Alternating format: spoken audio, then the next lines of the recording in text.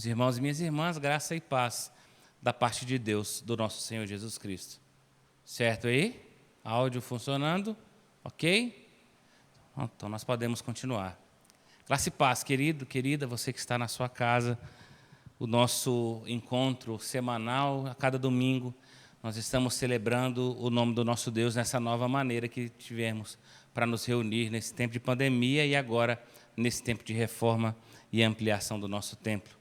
Fico muito feliz que você está aí conosco, nesse momento em que nós passaremos na presença de Deus, em comunidade, uma comunidade virtual, mas uma comunidade de pessoas que se amam e pessoas que estão aqui reunidas no intuito de adorarem a Deus e também de agradecermos a Deus pelas incontáveis bênçãos.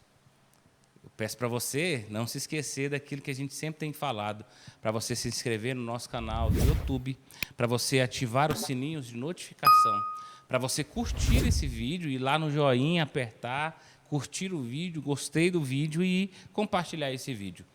Peço também para que nesse momento você possa ir no seu Facebook e compartilhar esse vídeo, esse culto lá com os seus amigos, para que mais pessoas possam estar conosco. Também você que está com seu WhatsApp, gostaria que você pudesse copiar aí, né, o nosso endereço do YouTube, o nosso culto, e colocar agora, nesse instante, no status, para que mais pessoas, para que a sua rede de amizade possa estar conosco nesse tempo em que nós vamos passar na presença de Deus. Ok? Também tem alguns avisos. O meu primeiro aviso é que nós possamos intensificar nesse tempo difícil que nós estamos vivendo na oração, para que nós possamos estar imbuídos em orarmos pelas pessoas que estão tanto precisando. Nós estamos vivendo uma realidade muito difícil, então convoco você, meu irmão, minha irmã, para estarmos juntos todos os dias, ao meio-dia, em oração, em favor das pessoas que tanto necessitam da intervenção de Deus. Segundo aviso, é você que tem o seu dízimo e oferta para entregar. A conta do Itaú é uma conta específica para os dízimos e as ofertas. E essa conta ela tem um Pix agora. Então, você que quer saber o Pix do dízimo e da oferta, o Pix é o CNPJ que está aí na sua tela. O CNPJ da igreja é o Pix da conta do Itaú, essa conta que é específica para o dízimo e a oferta.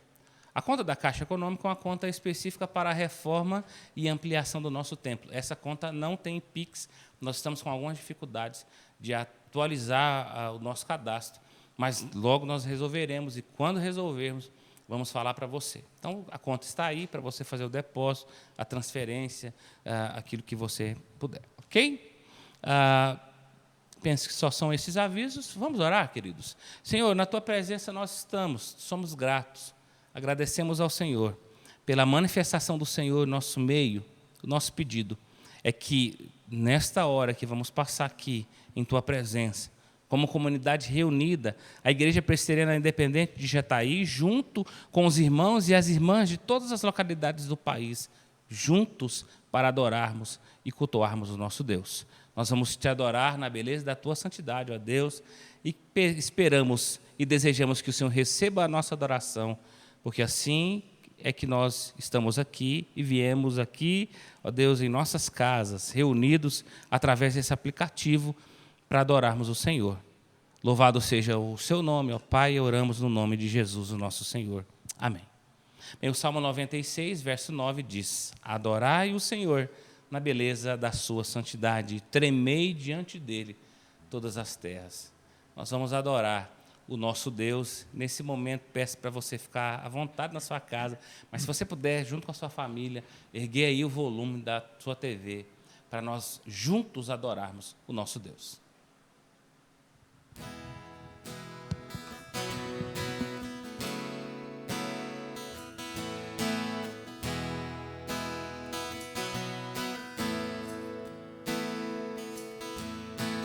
Luz do mundo, vieste à terra para que eu pudesse te ver.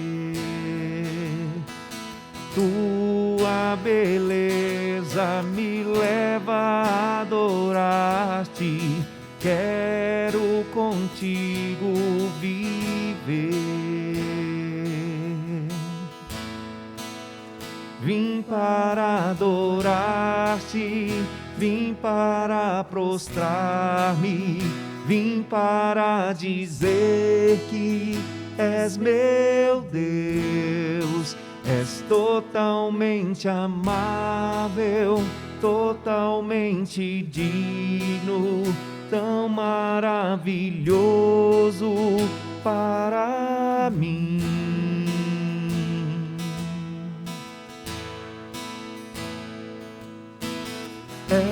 Eterno Rei, exaltado nas alturas, glorioso nos céus, humilde vieste à terra que criaste, por amor pobre se fez. Vim para adorar-te, vim para prostrar-me, vim para dizer que és meu Deus, és totalmente amável, totalmente digno, tão maravilhoso para mim. Eu nunca saberei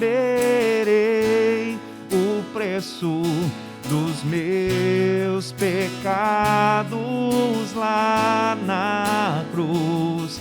Eu nunca saberei o preço dos meus pecados lá na cruz. Eu nunca saberei o preço dos meus pecados lá na cruz. Eu nunca saberei o preço dos meus pecados lá na cruz. Vim para adorar-te, vim para prostrar-me, vim para dizer que és meu Deus, és totalmente amável, totalmente digno, tão maravilhoso para mim. Vim para adorar-te, vim para prostrar-me, vim para dizer que és meu Deus, és totalmente amável, totalmente digno, tão maravilhoso para mim. Vim para adorar-te, vim para prostrar-me, vim para dizer que és meu Deus, és totalmente amável, totalmente digno, tão maravilhoso para mim.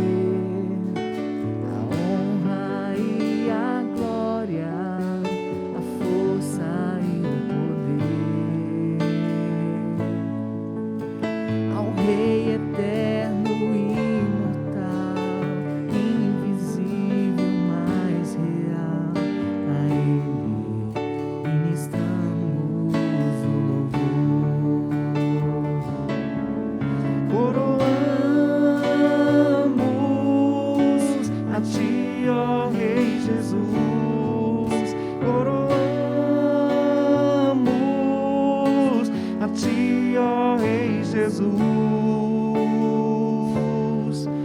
Adoramos o teu nome, nos rendemos aos teus pés, consagramos todo o nosso ser a ti. Coroamos a ti, ó Rei Jesus. Coroamos a ti, ó Rei Jesus. Adoramos o teu nome, nos rendemos aos teus pés, consagramos todo o nosso ser a ti. Consagramos todo o nosso ser a ti. Consagramos todo o nosso ser a ti. Senhor Deus, Pai de amor, queremos agradecer por essa oportunidade, Senhor, que o Senhor nos dá mais uma vez. Agradecer, Deus, porque o Senhor tem sido bom em nossas vidas. É uma coisa que o Senhor tem falado muito ao meu coração, Pai. O que esse momento que estamos vivenciando tem me trazido como aprendizado, Deus, é que o Senhor nos chama mais uma vez à adoração, Deus. O Senhor nos chama mais uma vez para o Senhor, para voltarmos os nossos olhos ao Senhor, Deus. Porque sabemos que só o Senhor é aquele que intervém por nós, é aquele que nós podemos confiar totalmente, Deus. Que nós devemos confiar totalmente e descansar, Pai, no Senhor. Sabemos que devemos depositar, Deus, a nossa fé no Senhor, e esse é o nosso dever mais do que nunca nesses momentos difíceis, porque a única esperança vem do Senhor, Deus, e a única provisão vem do Senhor. Que o Senhor nos ensine a cada dia, Deus, a caminhar conforme a tua vontade. Que o Senhor nos ensine a cada dia estar mais voltado, Pai, a ti e procurar mais a tua presença, Senhor. Esse é o desejo no meu coração, em nome de Jesus. Amém. Amém. Abra, por favor, meu irmão, minha irmã, a sua Bíblia em 2 textos. Hoje nós vamos ler 2 textos. O primeiro texto se encontra em Números, capítulo 13. Nós vamos ler do verso 15, ou melhor, do verso 25 ao verso 33. E depois vamos ler Josué, capítulo 14, versos 6 a 15. Números 13, 25 a 33. Josué 14, 6 a 15. Se você não tem condições de abrir a sua Bíblia, aí vai passar, com a graça de Deus, aqui nas legendas, ok? Bem, o texto diz assim, nós vamos ler primeiro o texto de Números.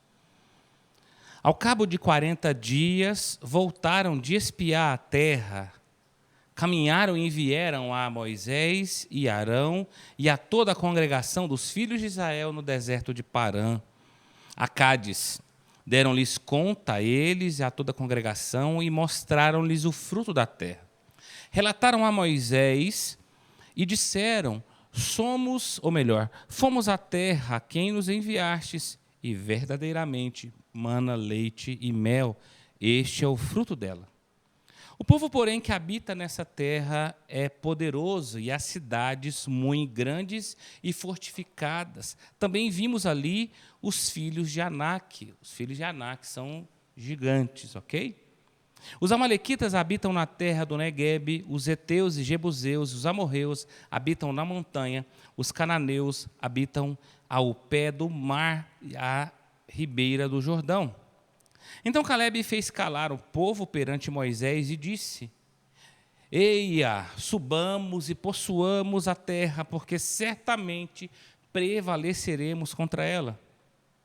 Porém, os homens que com ele tinham subido disseram: não poderemos subir contra aquele povo, porque é mais forte do que nós. E diante dos filhos de Israel, inflamaram a terra que haviam espiado, dizendo: a terra pelo meio da qual passamos a espiar é terra que devora os seus moradores, e todo o povo que vimos nela são homens de grande estatura. Também ali vimos gigantes, os filhos de Anak, e éramos aos nossos próprios olhos como gafanhotos, assim também o éramos aos seus olhos. Agora nós vamos ler o texto lá de Josué, capítulo 14, verso 6. O texto diz, então: chegaram os filhos de Judá a Josué em Gilgal, e Calebe, filho de Jefoné, o quelezeu, lhe disse: tu sabes o que o Senhor falou a Moisés, homem de Deus, em Cades Barneia, a respeito de mim e de ti? Tinha eu 40 anos quando Moisés, servo do Senhor, me enviou a Cades Barneia para espiar a terra, e eu relatei como sentia no coração. Mas meus irmãos que subiram comigo desesperaram o povo. Eu, porém, perseverei em seguir o Senhor, meu Deus. Então Moisés, naquele dia, jurou, dizendo: certamente a terra em que pusestes o pé será tua e de teus filhos em herança perpetuamente, pois perseverastes em seguir o Senhor, meu Deus. Eis agora, o Senhor me conservou em vida, como prometeu, 45 anos há, desde que o Senhor falou essa palavra a Moisés, andando Israel ainda no deserto, e já agora sou de 85 anos. Estou forte ainda, como no dia em que Moisés me enviou. Qual era a minha força naquele dia, tal ainda agora para o combate, tanto para sair a ele como para voltar.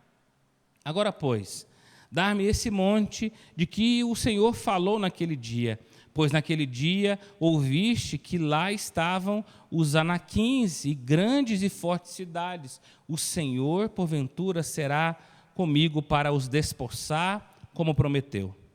Josué, ou melhor, isso mesmo, Josué o abençoou e deu a Calebe, filho de Jefoné, Hebrom, em herança. Portanto, Hebrom passou a ser de Calebe, filho de Jefoné, o quelezeu, em herança até o dia de hoje, visto que perseverara em seguir o Senhor, Deus de Israel. Dantes o nome de Hebrom, esse verso aqui não precisa ser lido, ok? O que é importante é nós lermos dois textos que eles têm uma distância de 45 anos. O texto lá de Números foi escrito quando Calebe tinha 40 anos, e esse texto de Josué é escrito quando Calebe agora tem 85 anos. É isso que precisa ficar na nossa mente, para nós sabermos o que esse texto tem a ver conosco. A verdade, queridos, esse texto, na minha opinião, fala de atitudes, fala do entendimento, da fé que nós temos em Deus em tempos de dificuldade e de pessimismo. Esse texto fala da forma como nós enxergamos a vida, que define a maneira com que nós vamos viver. Ou seja, da maneira que nós agimos diante dos problemas, das situações boas, pode regular a vida que nós teremos, isto em todas as esferas de nossas vidas, que é envolvendo os sentimentos, a família, o trabalho, a espiritualidade. O que eu quero dizer é que as nossas atitudes têm consequências práticas em nossa vida. É por isso que as pessoas têm diferentes reações diante da mesma realidade. Muitos, diante do problema, agem experimentando, ou melhor, entendendo a oportunidade de experimentar a ação de Deus. Outros reagem diante de um problema como desânimo, encarando, por exemplo, uma doença como uma derrota personificada. A escritora americana Ellen Keller disse: nenhum pessimista descobriu jamais o segredo das estrelas, ou navegou numa terra desconhecida, ou abriu uma nova porta para o espírito humano. Queridos irmãos e irmãs, O fato é que da maneira com que nós fomos alcançados, amados, regenerados, salvos, perdoados pelo nosso Senhor, deve mexer automaticamente com a maneira que nós devemos olhar a vida, deve impactar a nossa vida. Ou seja, pelo fato de sermos amados, perdoados por Jesus, eu e você temos que viver a nossa vida com otimismo. Não é por acaso que Hernan Dias Lopes disse que esses motivos que eu relatei agora nos dão, ou deve nos dar, motivos de sobra para vivermos um otimismo invencível. O fato de sabermos que Deus é nosso Senhor e tem cuidado de nós, deve trazer ao meu coração e ao seu coração otimismo, mesmo diante das dificuldades em que nós estamos vivendo. Entretanto, a verdade é que muitos começam muito bem na fé cristã, mas logo desanimam, logo terminam mal. Existem muitas pessoas que a vida cristã é descida ladeira abaixo. E muita gente que, infelizmente, ao invés de caminhar em frente, recuam. Ao invés de subir, descem. Ao invés de crescerem no conhecimento e na graça de Deus, retrocedem na fé, duvidam de Deus. É por essa razão que eu e você não podemos nos esquecer do que diz a palavra de Deus. O que nós plantamos, nós colhemos. Eu não tenho dúvida de que a vontade de Deus é que eu e você possamos crescer na caminhada da fé. E há uma verdade, querida. Se nós andarmos as nossas vidas diante de Deus, as consequências de nossas vidas serão bom sucesso, serão êxito. Se nós, porventura, não caminharmos, não nos comprometermos com Deus, as consequências serão terríveis. Não sou eu que estou dizendo, é a palavra de Deus que está dizendo, de forma evidente. Por isso eu quero caminhar com você, especificamente mais no texto de Josué. O texto de Números vai servir de contexto para nós. Nós vamos caminhar no texto de Josué, e o primeiro destaque que eu quero fazer nessa noite é que onde há o otimismo, ou melhor, onde há o pessimismo, o desânimo reina. Onde há o pessimismo, o desânimo reina. Josué capítulo 14, verso 8 diz: Mas meus irmãos que subiram comigo desesperaram o povo. Eu, porém, perseverei em seguir o Senhor. Números capítulo 13, verso 31 diz: Porém os homens com que ele tinham subido disseram: Não podemos subir contra aquele povo, porque é mais forte do que nós. Queridos, esse texto de Números capítulo 13, verso 31, relata a experiência dos espias que foram espiar a terra prometida. E quando eles retornaram com um relatório muito pessimista. Eles retornaram dizendo que as cidades eram fortificadas. Eles retornaram dizendo que eles eram perante aquele povo como gafanhotos. Em resumo, diante da dificuldade, o grupo de espias manifestaram um sentimento conhecido por muitos de nós. Eles manifestaram o pessimismo, que é uma atitude frente à vida, que pode gerar uma série de outros sentimentos e atitudes profundamente prejudiciais à nossa vida. Porque a verdade é, querida, que o pessimista, ele é tolhido de qualquer vigor, de qualquer atitude, de qualquer força. O pessimista não vive a beleza da vida, não experimenta a realidade de que a vida, na verdade, é uma aventura, quando é vivida ao lado de Deus. É por isso que o estadista inglês Winston Churchill disse que um pessimista vê dificuldade em cada oportunidade e um otimista vê oportunidade em cada dificuldade. Eu vou repetir. Um pessimista vê dificuldade em toda oportunidade e um otimista vê uma oportunidade em cada dificuldade. Querida, o pessimista tem a sua criatividade, a sua esperança quebrada, porque não tem fé. O pessimismo faz com que as pessoas não consigam enxergar absolutamente nenhuma das possibilidades, nenhuma das bênçãos, nenhuma dos seus talentos, nenhuma das realidades de Deus. A única coisa que um pessimista consegue fazer é enxergar as dificuldades inerentes às realidades que estamos vivendo. Infelizmente, Tem muita gente vivendo assim, sem nenhuma perspectiva, sem nenhum objetivo, sem nenhum otimismo, vivendo por viver, empurrando a vida com a barriga. Porque a verdade, querido, querida, é que o pessimista tem dificuldade de começar qualquer coisa, porque o pessimista, antes mesmo de começar, ele diz, não vai dar certo, eu não vou nem começar. Porque para o pessimista, as oportunidades, as possibilidades são quase que nulas. Ao contrário, as possibilidades negativas são as únicas alternativas. O que eu quero dizer é que o pessimista nem começa, porque ao pensar de começar, ele já entende que não vai dar certo. Querido, querida, foi exatamente o que aconteceu com o povo de Deus que foi espiar a terra prometida. Havia uma promessa do próprio Deus que eles habitariam numa terra que manaria leite e mel. A promessa de Deus era evidente, mas diante das promessas de Deus, diante da realidade que se apresentou diante deles, eles ficaram decepcionados, eles ficaram pessimistas. E a leitura dos espias não tinha a mínima possibilidade de habitarem naquela terra, porque, segundo eles, haviam gigantes, eles eram muitos, eles eram fortes, as suas cidades eram fortificadas, e, por fim, eles se viam como gafanhoto frente aos gigantes.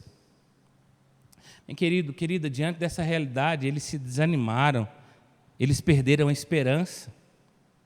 Sim, meus irmãos, sim, minhas irmãs, onde há o pessimismo, o desânimo reina. Eu pergunto a você, como nós estamos vivendo? Quais são esses tempos que nós estamos vivendo?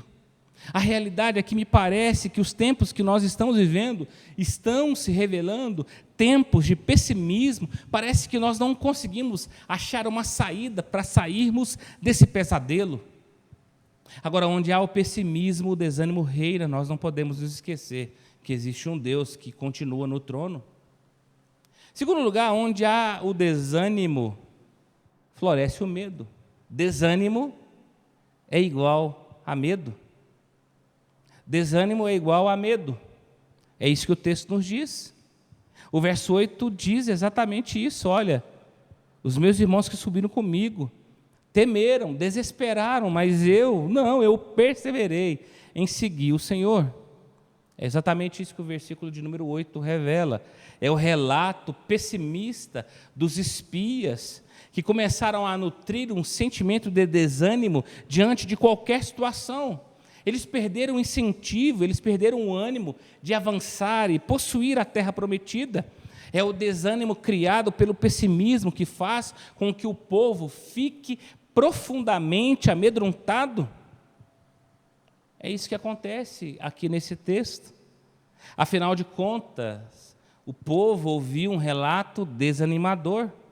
Haviam gigantes, as cidades eram fortificadas, eles eram tão pequenos como gafanhotos, ou seja, não tem possibilidade de vitória.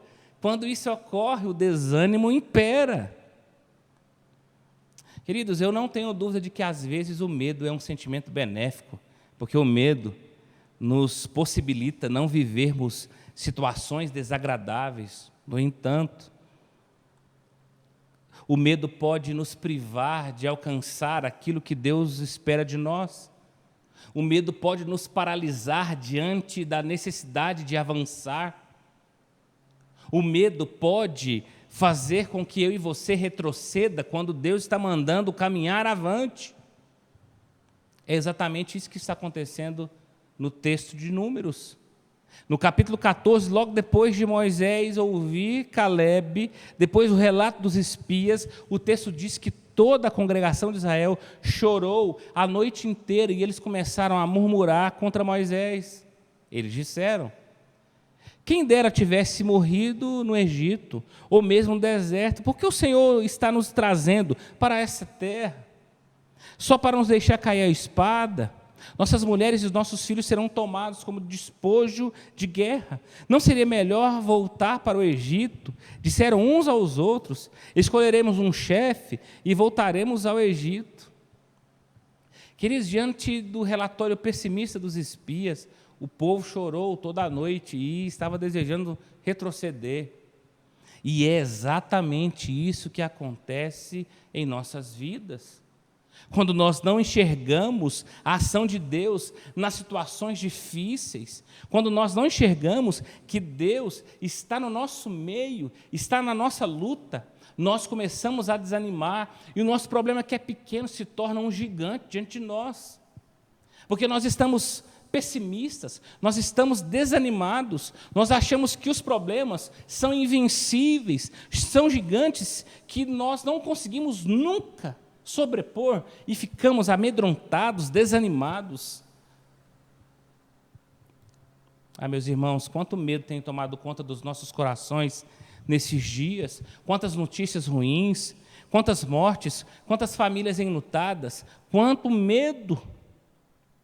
No entanto, eu não creio que Deus queira que os filhos e filhas dele vivam a vida que ele mesmo doou em Cristo Jesus de uma forma desanimada, apática, amedrontada, pessimista. E aí nós chegamos no terceiro ponto dessa reflexão, segundo o texto, onde a fé reina a obediência. Onde a fé reina a obediência. O verso 7 diz: tinha eu 40 anos, quando Moisés, servo do Senhor, me enviou de Cades Barneia para espiar a terra, e eu relatei como sentia no coração. Querido, querida, de acordo com Hebreus capítulo 11, verso 1, a fé é a certeza daquilo que esperamos e a prova das coisas que não vemos. Acontece que Caleb, um dos espias que foram lá analisar a terra prometida, não conhecia Hebreus capítulo 11. Ele não sabia dizer o que é fé, qual é o significado de fé. Caleb não conhecia Hebreus 11, mas conhecia o Deus de Hebreus 11. Sabia que Deus poderia ajudá-los, que a promessa de Deus não falha. Caleb sabia que, com a ajuda de Deus, eles conseguiriam alcançar a vitória, eles conseguiriam alcançar a terra prometida. O que Caleb faz é colocar em prática a sua fé. Caleb experimenta crer no impossível. Eu creio que, aos olhos dos outros espias, Caleb destoava, ele era um certo traidor. Afinal de contas, todos estavam dizendo que havia gigantes, que as cidades eram fortificadas e que não tinha nenhuma chance deles conseguirem a vitória. Eles chegaram a dizer que se viam e se sentiam como gafanhotos diante dos gigantes. Contudo, Caleb é fortalecido em sua fé, ele vai contra o grupo, ele vai na contramão de tudo que eles estavam pensando, sentindo e dizendo. Porém, eu perseverei em seguir o Senhor. Sim, meus irmãos e minhas irmãs, Caleb, fundamentado em sua fé, perseverou, obedeceu ao Senhor. Queridos irmãos e irmãs, eu tenho nítida consciência do que nós estamos vivendo. Eu sei a realidade que nós estamos vivendo. São realidades difíceis. É um tempo de dores, é um tempo difícil. São gigantes que estão à nossa volta. São problemas reais. Nós não estamos vivendo um problema hipotético, nós estamos vivendo um drama real em nosso país, em nosso mundo, em nossa cidade. Todavia é tempo de termos fé em Deus, é tempo de confiarmos no nosso Deus, é tempo de obedecermos, é tempo de vivermos a fé. Apesar das circunstâncias, nós precisamos ser cheios de ânimo, cheios de fé, consequentemente andar não pelo que vemos, mas tendo a certeza de que o nosso Deus está conosco. E aí eu chego no quarto ponto dessa mensagem, e o último, o texto diz, no verso 14, quando há obediência, as promessas de Deus vêm em nossas vidas. Quando nós obedecemos a Deus, nós alcançamos a promessa. Quando nós temos fé, nós recebemos a vitória.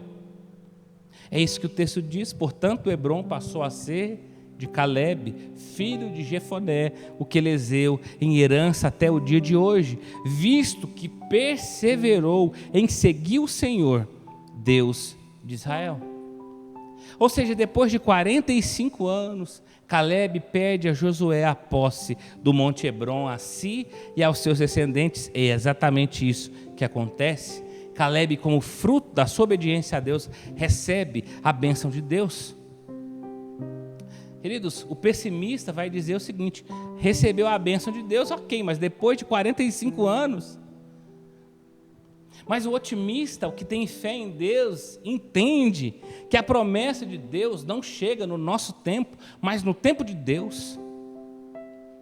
Quem tem fé em Deus entende que os nossos caminhos nem sempre são os caminhos do Senhor. Quem vive uma fé em Deus entende que a obediência traz resultados vitoriosos, abençoados. Não importa o tempo, não importam as circunstâncias, Deus cumpre o seu querer, Deus cumpre as suas promessas, aqueles que são obedientes. Querido, eu preciso fazer uma observação. Colher as bênçãos de Deus não tem nada a ver com barganha com Deus. Eu faço isso para receber aquilo? Não. Deus não se deixa levar pela ganância e a soberba dos seres humanos. As promessas que nos são feitas por eles são feitas pela graça dele, pela misericórdia dele. E são promessas de paz, de alegria, de salvação. Uma coisa é certa, quando Deus promete, Ele cumpre. Eu quero concluir, querido, querida, dizendo que eu não tenho dúvidas de que os tempos em que nós estamos vivendo são tempos sem igual, incomparáveis, desanimadores, de incertezas, mas o nosso Deus continua no trono. E a vida está diante de nós para ser escrita, a caneta de Deus está em nossas mãos, e exemplos como o exemplo de Caleb nos ajuda a viver em meio ao pessimismo, em meio ao medo, em meio ao desânimo. Não esqueça da frase de Winston Churchill, onde ele disse que um pessimista vê uma dificuldade em cada oportunidade e um otimista vê uma oportunidade em cada dificuldade.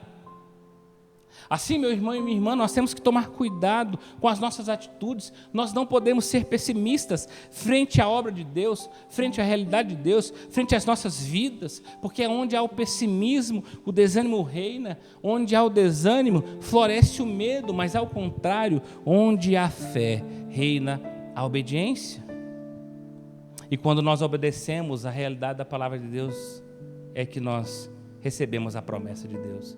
Que Deus assim nos abençoe, que Deus faça de nós homens e mulheres que vivam a realidade da fé. A Ele toda a glória para sempre. Amém. Vamos orar? Senhor, nesse tempo tão difícil que nós estamos vivendo, quase que humanamente, ó Deus, é algo que nós inevitavelmente cometemos. Nós olhamos para toda a realidade, nos sentimos com medo, nos sentimos angustiados. Nós, ó Deus, muitas vezes estamos pessimistas quanto à realidade de nossa cidade, a realidade de nossas famílias. Mas o texto da Tua Palavra nos ensina, ó Deus, que quando nós obedecemos, quando nós temos fé no Senhor, os resultados são bênçãos e mais bênçãos. Quando isso ocorre, as promessas do Senhor se manifestam em nossas vidas.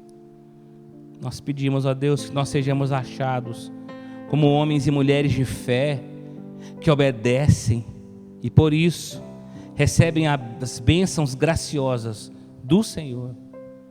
Em meio a todo o pessimismo e a toda a tristeza que nós estamos vivendo, ó Deus, por favor, nos abençoe com fé, para que possamos cada vez mais confiar no Senhor.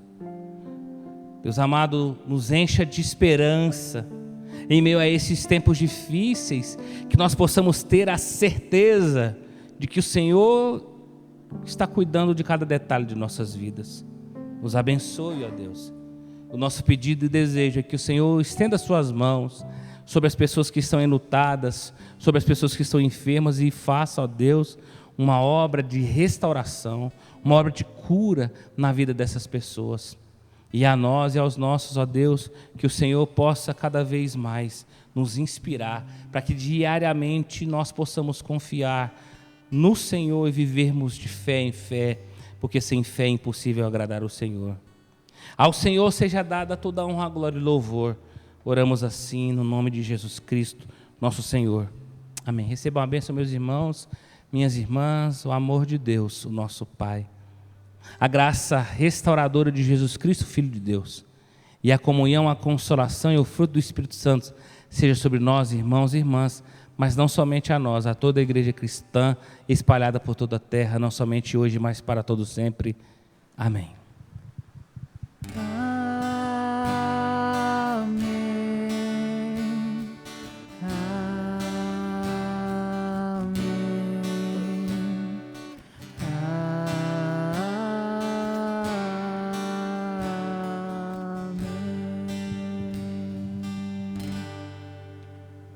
Meu querido, minha querida, Deus abençoe a você, que você possa ficar bem em sua casa, que as bênçãos poderosas de Deus possam alcançar a sua casa, a sua família. E na semana que vem nós vamos falar algo mais pontual a respeito da reforma do nosso templo. Nos despedimos na paz de Cristo e nos vínculos do Calvário.